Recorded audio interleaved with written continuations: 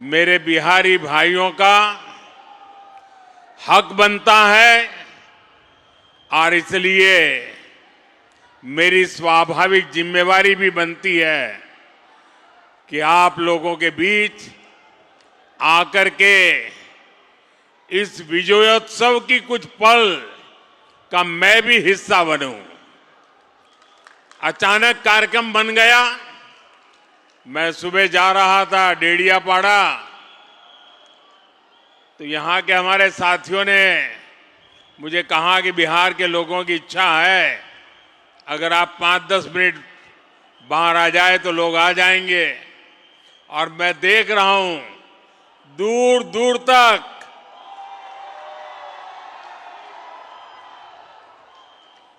काफी मात्रा में लोग बाहर भी दिखते हैं।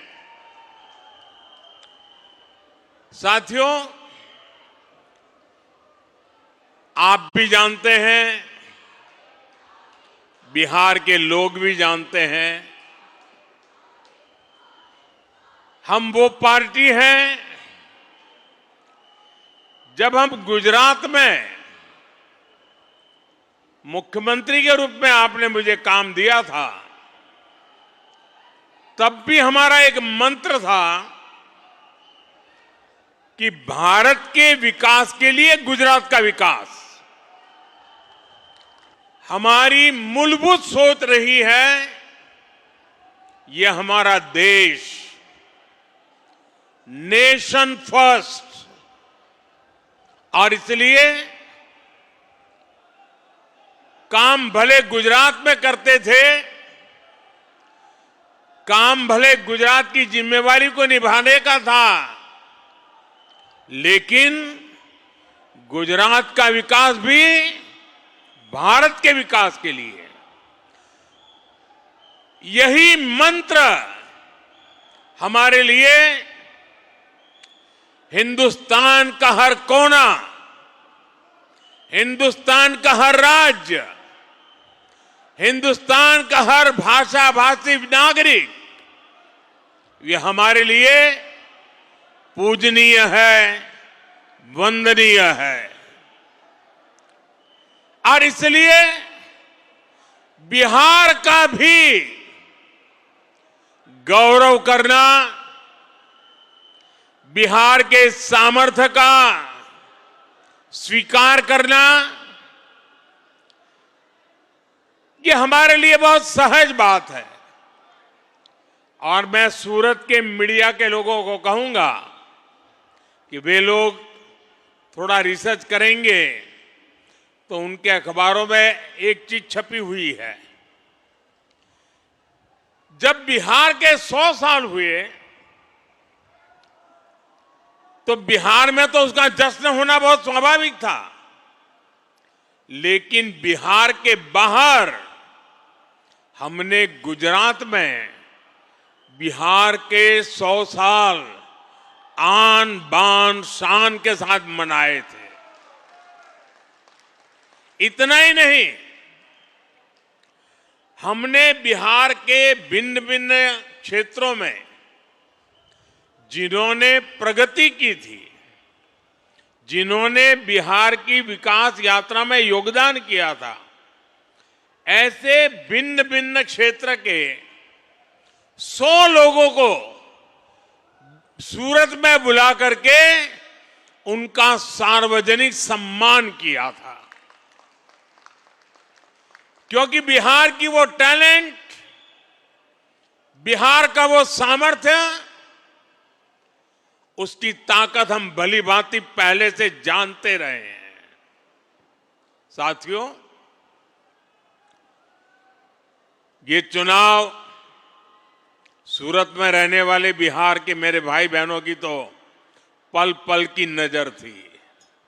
और मैंने देखा है कि बिहार के लोगों को राजनीति समझानी नहीं पड़ती है।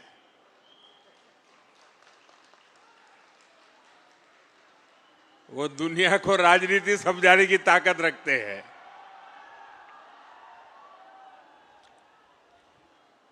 देखिए, इस चुनाव में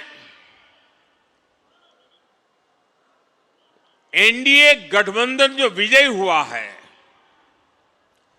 और महागठबंधन जो पराजित हुआ है, उन दोनों के बीच में 10% जितने वोट का फर्क है, 10%, ये बहुत बड़ी बात है जी। यानी सामान्य मतदाता ने एक तरफा, और मुद्दा क्या? विकास। आज बिहार के अंदर विकास के प्रति जो ललक है, हर जगह पे महसूस होती थी। और मैंने देखा था जब कोविड के समय देश भर से हमारे श्रमिक भाई बहन मुसीबत में थे, लॉकडाउन था, पैदल चल चल करके अपने वतन की ओर जा रहे थे।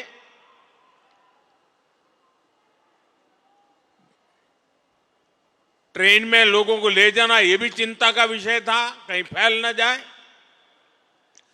लेकिन मुझे एक बार वीडियो कॉन्फ्रेंस से बिहार के लोगों से बात करने का मौका मिला, और जो उन्होंने मुझे बताया वो बड़ा मेरे लिए सुखद था। वे पैदल गए थे, कई लंबे लंबे समय तक पैदल चले, कहीं व्हीकल मिला फिर पैदल गए। कुछ लोगों ने वहां जाकर के इस समय का उपयोग करके कोई न कोई व्यवसाय शुरू किया। और जब मेरी उनसे वीडियो कॉन्फ्रेंस से बात हुई तो मैं हैरान था कि इतने कम समय में उन्होंने इतनी प्रगति कर दी थी। तो उन्होंने कहा कोविड हमारे लिए तो आशीर्वाद बन गया। बोले अब हम तो किसी राज्य में वापस नहीं जाएंगे, हम तो यहीं रहेंगे। ये बिहार के लोगों की ताकत है। और वही बिहार आज दुनिया भर में छाया हुआ है। दुनिया में कहीं जाइए, बिहार की टैलेंट आपको नजर आएगी। और ऐसा बिहार अब विकास में नई ऊंचाई को प्राप्त करने का मिजाज दिखा रहा है। इस चुनाव में उस मिजाज के दर्शन हुए हैं। बिहार की माताएं बहनें और बिहार के नौजवान, महिला युवा, ये एक ऐसा माई कॉम्बिनेशन बना है जिसने आने वाले अनेक दशकों की राजनीति का नींव मजबूत कर दी है दोस्तों। और जो राजनीति का अभ्यसु लोग हैं, जो राजनीति पर विवेचना करते हैं, उनको कई महीने लगने वाले हैं बिहार के चुनाव नतीजों का क्या क्या प्रभाव होने वाला है इसका एनालिसिस करने में। और मैं साफ मानता हूं, हिंदुस्तान की राजनीति में इस चुनाव में आपने देखा होगा, पिछले 2 साल से बिहार में ये जमानती नेता जो जमानत पर घूम रहे हैं, वे बिहार में जा करके जातिवाद का भाषण देते रहते थे। और उनसे जितनी ताकत थी उन्होंने जातिवाद का जहर फैलाने की थी। और पुराने जमाने से उनको लगता था शायद इससे उनका खेल हो जाएगा। बिहार के इस चुनाव ने जातिवाद के उस जहर को पूरी तरह नकार दिया है। ये देश के लिए बहुत ही उज्जवल संकेत है। बिहार के अंदर सार्वजनिक कार्यक्रमों में गैर कानूनी तरीके से जमीन ने कब्जा करके, मकानों को कब्जा करके जो वक्फ बना दिया जाता था, हमने देखा था तमिलनाडु में हजार साल पुराने गांव के गांव वक्फ प्रॉपर्टी बना दिए गए थे। देश भर में चिंता बन पड़ी थी। तब जाकर के हमने पार्लियामेंट में कानून पास किया वक्फ को लेकर के। बिहार के चुनाव में ये जमानती नामदार, उनके साथी दल सार्वजनिक रूप से वक्फ कानून को फाड़ देते थे और ये कहते थे कि हम जीत करके आएंगे, वक्फ कानून को लागू नहीं होने देंगे। बिहार के लोगों ने इस सांप्रदायिक जहर को भी विकास की राह पर चलते हुए पूरी तरह नकार दिया है। साथियों, वहां पर बिहार के वरिष्ठ नेता, आपने पिछले 2-3 साल के बिहार विधानसभा के दृश्य देखे होंगे। जिस प्रकार से नीतीश कुमार को अपमानित करने की फैशन बन गई थी, ऐसे भद्दे शब्दों का उपयोग होता था, जो पार्लियामेंट में भी जो दूसरे नामदार हैं वो भी पार्लियामेंट की सारी मर्यादाएं तोड़ करके जिस प्रकार की भद्दी हरकतें करते हैं, वैसी पटना में होती थी। न देश की जनता इसे स्वीकार करती है और न ही बिहार की जनता कतई इसको स्वीकार कर सकती है। ऐसे कई बातें हैं जिन्होंने इनके प्रति पूरी तरह नफरत का माहौल इस चुनाव में नजर आ रहा था। साथियों, समाज के सब वर्ग ने, बिहार के सभी क्षेत्र ने एनडीए को, एनडीए के साथी दलों को अभूतपूर्व समर्थन दिया है। अगर मैं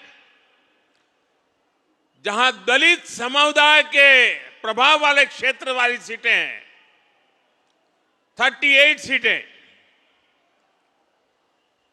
34 सीटें एनडीए जीत गया। ये इतना बड़ा झूठ फैलाते थे, दलित समाज ने उनको ठुकरा दिया। साथियों, देश ये मुस्लिम लीगी माओवादी कांग्रेस को, एमएमसी, मुस्लिम लीगी माओवादी कांग्रेस, देश तो अस्वीकार कर चुकी है। कांग्रेस पार्टी में जो राष्ट्रीय विचारों से पले बड़े लोग हैं, जिन्होंने कभी इंदिरा जी और राजीव गांधी जैसे लोगों के नेतृत्व में काम किया है, ऐसे कांग्रेस का बहुत बड़ा वर्ग ये नामदार की हरकतों से दुखी है। वो कहते हैं अब कांग्रेस को कोई बचा नहीं सकता है। ये हालत हो गई है। 1-2 दशक में 50-60 साल तक एक चक्री राज करने वाले लोग इस प्रकार से खत्म हो जाएं, ये साफ साफ उनके लिए आत्मनिरीक्षण का विषय है। वे अपने साथियों को भी पराजय के कारण नहीं समझा पा रहे, वे अपनी पार्टी को भी पराजय के कारण समझा नहीं पा रहे हैं और इसलिए सरल रास्ता ढूंढ लिया है। कभी ईवीएम हरा देता है, कभी इलेक्शन कमीशन हरा देता है, कभी मतदाता सूची का शुद्धिकरण हरा देता है। एक ऐसी बहानेबाजी उन्होंने खोज ली है, वो बहानेबाजी खुद को तो शायद कुछ दिन ठीक रखेगी, लंबे अरसे तक उनकी कैडर को स्वीकार्य नहीं होगा।